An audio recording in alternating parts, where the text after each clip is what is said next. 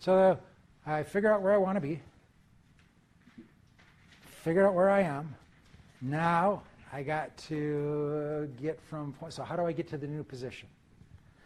Have we talked about stupid customers in this class? Okay. One of the big mistakes, I'm pretty sure I talked about stupid customers, is stupid customers are when you have the best product but your customers are too stupid to realize it.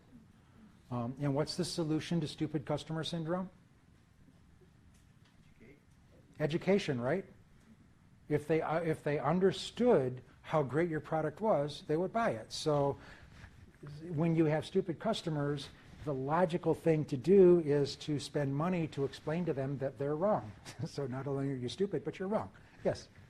Why don't you change the product to give them what they want instead of educating them to Okay, so you called my bluff. Yeah, so customers are not stupid. Customers are selfish. They're biased, and they want to know what's in it for them. So when customers aren't buying your product, it's not because they're stupid. It's because your product is not meeting their needs. And to spend money educating them is just wasting money because they don't want to educate them. What you need to do is you need to understand what it is about your product that they're not buying and change it. So do you change the product? You change the feature? You can use any element of the marketing mix and positioning. You can do it based on distribution. You can do it based on price. You can segment based on product. There's segment based on advertising, just on communication. And then you want to make sure that you have the resources in place to support the new market position. And then also you need to anticipate your competitor's response.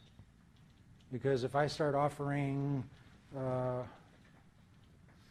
guess my favorite example of that would be the Cola Wars, where Coke comes out with Cherry Coke, and is it a day later that Pepsi comes out with Cherry Pepsi, and then Coke comes out with Vanilla Coke, and Pepsi comes out with Vanilla Pepsi. So as soon as I identify a potential segment, what's to stop a competitor from imitating that? So we're looking for sustainable competitive advantage.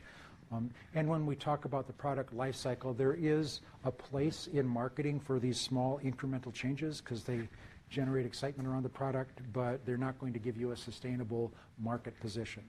So what do you need to do differently in order to be where you want to be, and then can you defend that new position against the competitors once you've shown how lucrative it can be? So a couple of approaches. The easiest one is to create the category. This is called the pioneering. So if you come up with any product, you are by definition the exemplar. I have here an example of a brand name.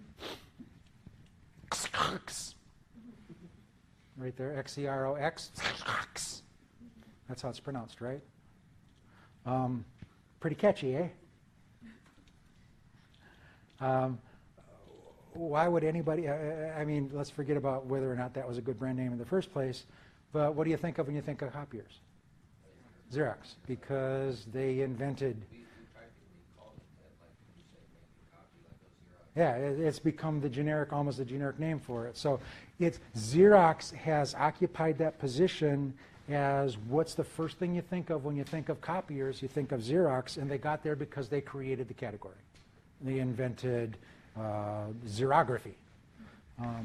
Another approach is to create a subcategory where you can become the leader. And I think my favorite example of this is Chobani yogurt, where the little packaged yogurt business was fairly mature, and then Chobani came along with Greek yogurt. Well, I want to have Greek yogurt with my Fiji water because none of this domestic stuff for me. It's only got, bacteria that speak Greek. But when they came out, yogurt was minuscule. And then Chobani said it's not just yogurt, it's Greek yogurt, and they dominate the category. So they're not the largest yogurt manufacturer, but they're the first name in Greek yogurt. So create a subcategory. And the last one, reposition. And this is harder to do because you need to use the marketing mix to help customers understand. And remember we talked about how much is going on when you're trying to reach customers? Remember all of the influences that are going on, customers buying, that last little tiny bit is the information you provide. That's can be a very expensive approach. Questions?